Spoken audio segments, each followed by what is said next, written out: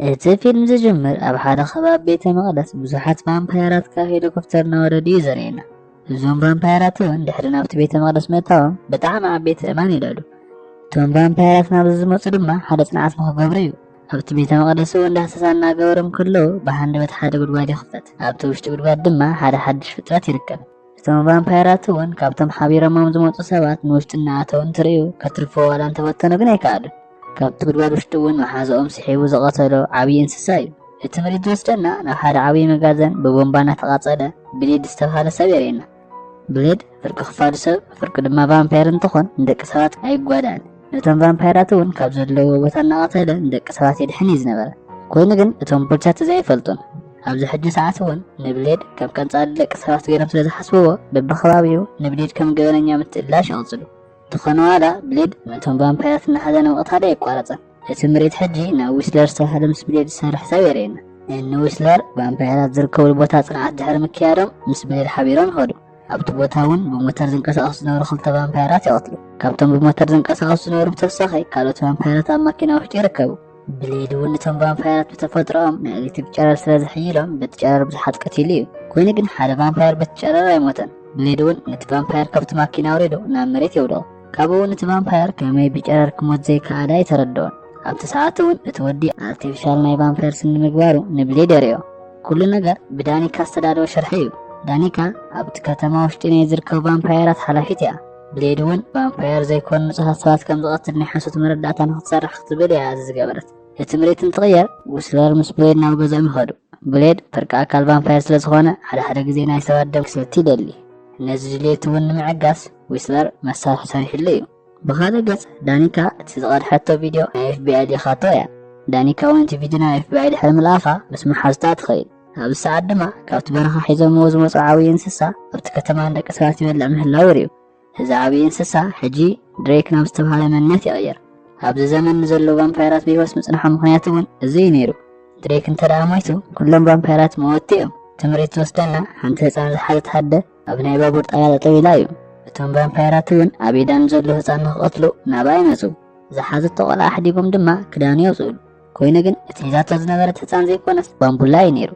እታ ጓል ኣቢጌል እያ ትበሃል። ናብዚ ከባቢ እውን ዝመፀት ኮነ ኢላ ነቶም ቫምፓየራት ምቕታል እዩ። ወዲ ሓዲጎም እውን ንክቐትልዋን ዝነበሩ ቫምፓየራት ኩሎም ተቐትሎም።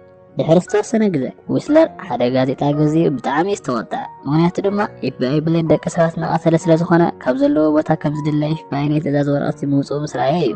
ዊስለር እውን እቲ ጋዜጣ ሒዙ ናብ ገዝኡ ኣብ ዝምለሰሉ ሰዓት ኤፍቢኣይ ብኡ ተጠቂሞም ንዝነበሩሉ ቦታ ይፈልጡ። እዚ ዝተዓዘበ ዊስለር እውን ኩሉ እቲ መጋዚን ብቦምባ ኣቃፂሎ ንክሃድም ይፍትን። ኮይኑ ግን ኣይከኣለን። ብሌድ እውን ካብቲ ቦታ ክሃድም ዋላ ተፈተነ ብኤፍቢኣይ ዝተመደቡ ይኸብዎ። ዊስለር ድማ ተስፋ ስለ ዝቆረፀ ኩሉ እቲ ከባቢ ብቦምባ ክቃፀል ይገብሮ። ድሕሪ ዝቃፀሎ እውን ናይ ኤፍቢኣይ ተወከልቲ ንብሌድ ይሕዝዎ። ቫንስ ዝተባሃለ ዶክተር ድማ ብሌድ ናይ ርእሲ ሕሙም ምዃኑ እዩ ዝሓስብ። ንብሌድ እውን ናይ ፕሬዚደንት ስመን ምዃኑ ይሓቶ። ዶክተር ቫንስ ከም ዝገበረሉ ብሌድ ዓርሱ ከም ናይ ኣእምሮ ሕሙም ንኸምስል እዩ። ኣብዚ ሕጂ ሰዓት እውን እቶም ፖሊሳት ኣብ ክልተ ቦታ እዮም ተኸፊሎም። እቶም ፍርቂ ፖላዊስ እውን ብሌድ ንጹህ ሰብ ስለ ዝኾነ ንኽልቀቕ ይደልዩ እዮም። ኮይኑ ግን እቶም ዝተረፉ ብሌድ ቀንፃሊ ሰብ ኢሎም ስለ ዝኣምኑ ኣብቲ ቤት ማእሰርቲ ንኸፀንሕ ይውስኑ። ዶክተር ቫንስ እውን ኣብዚ ዕግርግር ሰዓት ናብ ብሌድ ብምኻድ ኣብ ክሳዱ መርፌ ይወግኦ። ብምቕፃል ድማ ቫንስ ኣብ ኢዱ ዝነበረ ታቱ ንብሌድ የርእዮ። ብሌድ እውን ነቲ ታቱ ምስ ረኣየ እቶም ቫምፓየራት ምስቶም ፖሊሳት ርክብ ከም ዘለዎም ይርዳእ። ኣብዚ ሰዓት ድማ ዳኒካ ጃርኮ ምስ ዝበሃል ቫምፓየር ካልኦቶም ቫምፓየራት ሒዛ ትመፅእ። እቶም ቫምፓየራት ዝመፁ ንብሌድ ንኽበልዕዎ እዩ። እዚ ቅድሚ ምግባር ግን ሃኒባል ዝተባሃለ ናይ ብሌድ መሓዛ ኣብቲ ቤት ማእሰርቲ ይመፅእ። ንኩሎም እቶም ቫምፓየራት ድሕሪ ምቕታሉ ጃርኮ ግን ከሰንፎ ኣይከኣልን። ኣብዚ ሰዓት እውን ብሌድ ናይ ደም ድሌት ዘዕግሰሉ መድሓኒት ብምውሳድ ሓይሉ ይክብ። ሃኒባል ክቕተሉ ዝነበረ ጃርኮ እውን ድሕሪ ምህራሙ ምስ ኣቢጌል ይራኸቡ። ኣብዚ ሕጂ ሰዓት እውን ኣብቲ ቤት ማእሰርቲ ውሽጢ ሃኒባል ምስ ብሌድ በቶም ፖላዊስ ይርከቡ። ኣቢጌል እውን ካብ ዊስለር ብዝተቐበለቶ ብዙሓት መሳርሒ ብምጥቃም ንመብዛሕትኦም ትቐትሎም። ካብኡ እውን ነቶም ቫምፓየራት ብበዝሒ ድሕሪ ምቕታሎም ካብቲ ቤት ማእሰርቲ ይሃድሙ። ኣብ ደገ ድማ ዴክስ ዝተባሃለ መሓዞኦም ማኪና ሒዙ ይመፅእ እሞ ይሃድሙ። ኮይኑ ግን ጃርኮ ሕጂ እውን ብምክትታል ተስፋ ኣይቆረፀን። ነቲ ማኪና እውን እናጓየ እናተኸተሎም ከሎ ኣቢጌል ብመሳርሒ ሓሪማ ተውድቖ። እቲ ምርኢት ዝወስደና እንብሌድ ናብ እና ኣቢጌል ቦታ ይኸዱ። ኣብቲ ቦታ ምስኦም ብምዃኑ ዝሰርሑ ሄድ ምስ ሶመርፌልድ እውን ናሓታ ጓል ዞይ ይርከቡ። ሶመርፌልድ እውን ነቶም ቫምፓየራት ኩሎም ከጥፍእ ዝኽእል ሓደ መድሓኒት ምሂዛ እያ። እቲ መድሓኒት እውን ን7,000 ዓመታት ዝነበረ ቫምፓየር እንድሕር ወጊኦም ኩሎም ቫምፓየራት ከም ዝሞቱ እርግፀኛታት እዮም። ኮይኑ ግን ሶመርፌልድ ብሓደ ነገር እርግፀኛ ኣይነበረትን። ንስውን ብሌድ ፍርቂ ናይ ቫምፓየር ዘርኢ ስለ ዘለዎ ብሓንደበት ንዓውን ክቐትሎ ይኽእል እዩ። እዚ ከምዚ ኢሉ እንከሎ ን7,000 ዓመታት ብሂወት ዝነበረ ናይ ቫምፓየር መራሒ ድሬክ ናብ ደገ ይወፅእ። ናብ ናይ ቫምፓየራት ኣቕሓ መዓደጊ ድሕሪ ምኻዱ እውን ኣቕሓ ብዘይ ቅርሺ ምስ ወሰደ ነቲ ኣብኡ ዝነበረ ድማ ይሓርሞ። ናብ እኒ ብሌድ ምስ ክንኸድ ሶመርፊልድ ብዛዕባ እቲ መድሓኒት እናገለፀትሎም እያ። ኣብዚ ሕጂ ሰዓት ዝሰርሓቶ ባዮሎጂካል መድሓኒት ዴስታር ብዝብል ስም እዩ ዝፍለጥ። ብርግፀኝነት እውን እዚ ዴስታር ዝተባሃለ ቫይረስ ኣብ ድሬክ እንድሕር ዝወግእዎ ኮይኖም ብሓደ ሻዕ ኩሎም ቫምፓየራት እዮም ዝሞቱ። ብሌድ እውን ናይዞም ቫምፓየራት መርሓ ቅድሚ ምርካቦም ነቶም ኣናእሽቲ ቫምፓየራት ኩሎም ክቅተሉ ከም ዘለዎም ይዛረቡ። ናይቶም ሃደንቲ እውን ኣብ ኢዶም ክሕዝዎ ዝኽእሉ መሳርሒ ኩሎም ብምድላው ናብቶም ቫምፓየራት ኣለሳ ይወፁ። ቫምፓየራት እናዝለዩ ምቕታል እውን ንዓኦም ብጣዕሚ ዝቐለለ እዩ። እቲ ምክንያት ድማ መብዛሕትኦም ቫምፓየራት ኣብ ኢዶም ብዘሎ ታቱ ተጠቂሞም ክፈልጡ ስለ ዝኽእሉ እዩ። እዞም ብጣዕሚ መስርሖም የሳልጠሎም እሞ ንመብዛሕትኦም ቫምፓየራት እውን ኣብ ሓፂር ግዜ ቀትልዎም። ብምቕፃል ድማ ኣብዚ ሕጂ ዝተረፈም ቫንስ ዝተባሃለ ዶክተር ምርካብ እዩ።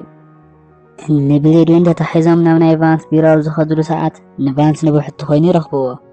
ኣብዚ ሰዓት ድማ ሃኒባል ሓደ ነገር የስተውዕል። እቲ ትክክለኛ ቫንስ ኣብ እቲ መሬት ዝወደቐ እንትኾን እዚ ድማ ናይቶም ቫምፓየራት መራሒ እዩ። ናይ ቫምፓየራት መራሒ ድሬክ እውን ንዝደልዮ ሰብ ብምቕታል ናይቲ ሰብ መንነት ክላበስ ይኽእል እዩ። ድሬክ እውን ከም ዝፈለጥዮ ስለ ዝጠርጠረ ብቕልጡፍ ንሃኒባል ሓኒቑ ይሕዞ። በዚ ምክንያት ድማ ንብሌድ ብምዝንጋዕ ካብቲ ህንፃ ነጢሩ ይወፅእ። ብሌድ ድማ ንድሬክ እናጓየ ብዙሕ ህንፃታት ይሓልፉ። ኣብ ሓደ ህንፃ ግን ድሬክ ንእሽተይ ቆልዓ ሒዙ ጠጠው ይብል። ድሬክ እውን ነቲ ቆልዓ ኣብ ቅድሚ ብሌድ ይድርብዮ። ብሌድ ድማ ነቲ ቆልዓ ከትርፍ ኣብ ዝኸደሉ ሰዓት ነቲ ዕድል ተጠቂሙ ድሬክ ካብቲ ቦታ ይሃድም። እዚ ከምዚ ኢሉ እንከሎ ናይ ኣቢጌል ጉጅለ ኣብ ሓደ ፅንዓት ይበፅሑ። እቶም ፖሊሳት ምስቶም ቫምፓየራት ከም ዝተሓባበሩ ኢሉ እውን ብዙሓት ሰባት ኣብ ሓደ መጋዘን ውሽጢ ኣሲሮም ከም ዝቐመጡ እውን ይፈልጡ። ብሌድ ምስ ኣቢጌል እውን ብቕልጡፍ ናብቲ ቦታ ይኸዱ። ኣብ ሰዓት ድማ ሰባት እናዓወቱ ናብዚ ቦታ ዘምፀዎም ናይ ኤፍቢኣይ ተለኣኽቲ ማዕረ ናብቲ ከባቢ ይበፅሑ። ብሌድ ድማ ብሰዓት ንሓደ ቫምፓየር ይቐትሎ። እቲ ሓደ ናይ ኤፍቢኣይ ተለኣኽ እውን ናብቲ ውሽጢ ሒዝዎ ድሕሪ ምእታው ብዙሓት ሰባት ኣብቲ ቦታ ተዓፊሎም የርኢ። እቶም ፖሊሳት ነቶም ደቂ ሰባት ኣብዚ ድሕሪ ምዕጋቶም ደሞም ብምውሳድ ናብ ዝተፈላለዩ ቫምፓየራት የብፅሑሎም። ብሌድ ድማ ነዚ መስሊ ብጣዕሚ ይቁጣዕ። ነቲ ናይ ኤፍቢኣይ ሓላፊ ድማ ብሽጉጥ ቀቲሉ ብሙሉእ ነቲ ሲስተም እውን የቋርፆ። እዚ ከምዚ ኢሉ እንከሎ ቅድሚ ሕጂ ብቃፀሉ ሂወት ስኢኑ ዝነበረ ዊስለር ተመሊሱ ናብቲ መጋዘን ይመፅእ። ዊስለር እውን ሃኒባል ናብ ዝደቀሰሉ ገዛ ድሕሪ ምእታው ሓኒቑ ይሕዞ። ሶመርፊልድ እውን ናይ ድምፂ ዓውታ ስለ ዝሰምዐት ንክተረጋግፅ ናብኡ ትኸይድ። ኣብዚ ሰዓት እውን ዓርሱ ብናይ ዊስለር ለቢሱ ዝመፀ ድሬክ ምዃኑ የርእየና። ድሬክ እውን ንሶመርፊልድ ድሕሪ ምቕታሉ ንዘይ ከይተረፈ ብዙሓት ሳቂ ይቐትላ። እቲ ነገር ምስ ሓለፈ ድማ ብሌድ ምስ ኣቢጌል ናብቲ መጋዘን ይመፁ። ኣብዚ ሰዓት እውን ኣብቲ መጋዘን ዝነበሩ መሓዙቶም ኩሎም ከም ዝሞቱ ይዕዘቡ። ኮይኑ ግን ናይ ሃኒባል ሬሳ ክረኽብዎ ኣይከኣሉን። እዚ ፊልም እውን ክሳብ ሕጂ እናረኣኽምዎ እንተለኹም ፈቲኹምዎ ኢኹም ማለት እዩ። ላይክ ብምግባር ድማ ነዚ ቻናል የበረታትዑ። ሓደሽትን ዝኾንኩም እውን ሳብስክራይብ ብምግባር ቤተሰብ ይኹኑ። እዚ ከምዚ ኢሉ እንከሎ ሃኒባል በቶም ቫምፓየራት ይውሰድ። እቶም ቫምፓየራት እውን ንዕኡ ድሕሪ ምውሳዶም ናብ ቫምፓየር ዝተቐየሩ ብዙሓት ኣኻልብ የርእይዎ። ኣብዚ ሕጂ ድማ እቶም ቫምፓየራት ሃኒባል ቀጻሊ ናይቶም መሓዝቱ ትልሚ ተዛሪቦምዎ ብሂወት ከም ዝሰድዎ ይዛረብዎ። ኮይኑ ግን ሃኒባል ወላ ሓንቲ መረዳእታ ክህቦም ኣይመረፀን። ዳኒካ እውን በዚ ብጣዕሚ ትቁጣዕ። ደም ምስታይ ብጣዕሚ ከም ዝፀምኣ ተዛሪባ እውን ናይ ዘወይ ደም ኣብ ቅድሚ ዓይኑ ከም ትሰትዮ ወይ ከዓ እቲ ትልሚ ንክዛረባ ትሓቶ። ናብ እነ ኣቢጌል እንትንምለስ ኣቢጌል ብቁጣዕ ወንጭፍ እናሰልጠነት እያ። ኣብዚ ሰዓት እውን ናብቲ መጋዘን ውሽጢ ካውልደር ዝተባሃለ ሰብ ናሃቶም መሓዛ ይመፅእ። ካውልደር እውን ሶመርፊልድ ቅድሚ ሕጂ ቪድዮ ቀዲሓ ንዕኡ ከም ዝሃበቶ ይዛረቦም። እቲ ቪድዮ እውን ብሓንሳብ የርእይዎ። ሶመርፊልድ እውን ኣብቲ ቪድዮ መፅናዕታ ሰሪሓ ከም ዝወደት ትዛረብ። ኮይኑ ግን መፅናዕታ ክትውደ ዝኸኣለት ብሓደ መረዳእታ ጥራሕ እዩ። እቲ መረዳእታ እውን ኣብቲ ትክክለኛ ድሬክን ኣነፃፂሮም ዘይትክስዎ እንተኮይኖም ተመሊሶም ክሰርሕዎ ኣይክእሉን። ብተወሳኺ እውን እቲ መሳርሒ ዝጥቀምሉ ናይ ብሌድ ሂወት ክተኽፍእ ከም ዝኽእል ተተሓሳስብ። ኣቢጌል ምስ ብሌድ ነዚ ምስ ሰምዑ ብቁጥፍ መሳርሒኦም ይዕጠቑ። ብሞተር ድማ ናብቲ ናይ ቫምፓየር መንበሪ ይኸዱ። እዚ ከምዚ ኢሉ እንከሎ ኣብቲ ገዛ ዝነበሩ ኩሎም ቫምፓየራት ብሓንደበት ሓዊ ክስዕዱ ይጅምሩ። እዚ ዝኾነ ድማ እነ ኣቢጌል ነቲ ኦክሲጅን ስለ ዝበከልዎ እዩ። ብሌድ ምስ ኣቢጌል ናብ ውሽጢ ድሕሪ ምእታዎም ብቁልጡፍ ናይ ሃኒባል ነፃ ይውፅዎ። ብሌድ እውን ንብሕቲ ብጣዕሚ ብዙሓት ቫምፓየራት ይቐትል። ብኻልእ መልክዑ ኣቢጌል ብዙሓት ቫምፓየራት ብምቕታል ንዞይ ነፃ ኣውፅያታ እያ። ኣብዚ ሰዓት ድማ ኣቢጌል ኣብ ዘይስተውዓለትሉ ሓደ ቫምፓየር ናብ ሕቑኣ ተሰቒሉ ይሕዛ። ኣቢጌል እውን ነቲ ቫምፓየር ናይ ኤሌክትሮቫዮሌት ጨረር ብምጥቃም ትቐስኖ። እዚ ከምዚ ኢሉ እንከሎ ሃኒባል ሙሉእ መሳርሒ ብምዕጣቕ እቶም ጉጅሎ ክሕግዝ ይኸይድ። ኣብዚ ሰዓት ድማ ኣብ መንገዱ እቶም ቫምፓየራት ኣኻልብ ይመፅዎ። ሃኒባል እውን እናጎየ ብምኻድ ናብ ዝኾነ ሓፂን ድይብ እሞ እቶም ኣኻልብ ብመስኮት ነጢሮም ክወድቁ ይገብር። ካብቲ ዝነበረሉ ኣብ ዝወርደሉ ሰዓት ግን ጃርኮ ናብ ዝነበረሉ ገዛ ይወድቕ። ጃርኮ እውን ንሃኒባል ልክዕ ምስ ረኸቦ ብጣዕሚ ክሃርሞ ይጅምር። ንሃኒባል ክነክስውን ኣፉ ኣብ ዝኸፍተሉ ሰዓት ሃኒባል ናብ ኣፉ ቦምባ የእትወሉ እሞ የቃፅሎ። እዚ ከምዚ ኢሉ እንከሎ ብሌድ ምስ ድሬክ ነንሕድሕዶም ተራኺቦም እዮም። ክልቲኦም ቫምፓይራት እውን ዝተፈለየ ብቕዓት ስለ ዘለዎም ሓዲኦም ከሰንፉ ይከኣሉን። ኣብዚ ሰዓት ድማ ካልኦት ቫምፓይራት ንድሬክ ብምሕጋዝ ናብ ብሌድ ክትኩሱ ይጅምሩ። ኣቢጌሉ ናብቲ ቦታ ተረኺባ ንብሌድ ዝትኩስሉ ዝነበሩ ቫምፓይራት ተቐትሎም። እዚ ዝረኣያ ዳኒካ ድማ ናብ ኣቢጌል ምትኳስ ትጅምር። ሃኒባል እውን ምስ ዳኒካ ተሓናኒቑ ናይ ኣቢጌል ህይወት የትርፎ። እዚ ከምዚ ኢሎም ከሎ ብሌድ ምስ ድሬክ ግን ክሳብ ሕጂ ተሰናነፎም። ኣብ መወዳእታ ግን ድሬክ መፍርሒ ናብ ዝኾነ ናብቲ ዓብዪ መንነቱ ምቕያር ይጅምር። እዚ እውን ንብሌድ ጽቡቕ እዩ፣ ምክንያቱ እቲ መድሓኒት ክህብዎ ዝኽእሉን ኩሎም ቫምፓይራት ዝጠፍኡን ድሬክ ዓርሶ ናብቲ ዓብዪ ቫምፓይር እንትቕየር እዩ። ኣቢጌል ድማ እቲ ዕድል ተጠቂማ እቲ መድሓኒት ናብ ድሬክ ትትኩስ ኮይኑ ግን ድሬክ እቲ መድሓኒት ቅድሚ ምውግኡ ብኢዱ ሒዞሞ ናብ መሬት ይድርብዮ። በዚ ሰዓት እውን ኣቢጌል ተመላሊሳ ብዙሕ ግዜ ናብ ትትኩስ።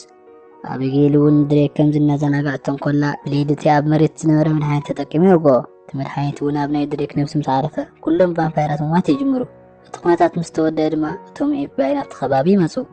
ኣብቲ ቦታ ግን ዝረኸቡ ናይ ብሌድ ሬሳ ጥራሕ እዩ። ንብሌድ እውን ቅድሚ ምቕባሮም ናቱ ሬሳ ምርመራ ንክገብርሉ ናብ ጣብያ ይወስድዎ። ኣብዚ ሰዓት ድማ ብሌድ ካብቲ ዝሞተ ይትስእ። ኣብቲ ጣብያን ዝነበሩ ኩሎም ፖሊሳት እውን ይቐትሎም። ካብቲ ከተማ ብምህዳም እውን ኣብ ካሊእ ከተማ ንዝርከቡ ቫምፓይራት ንምቕታል ናብቲ ዘለውዎ ይኸይድ። እቲ ፊልም እውን ኣብዚ ዝውዳእ። ናይ ሎማዓንቲ ፊልም ነዚ ይመስል ነይሩ። ፈቲኹም ክትኩኑ ተስፋ ይገብር። ነዚ ቻናል ንምሕጋዝ ላይክ፣ ሳብስክራይብ፣ ሼር ምግባር ኣይትረስዑ። ኣብ ቀጻሊ ክሳብ ንራኸብ ሰላም ንዓኹም።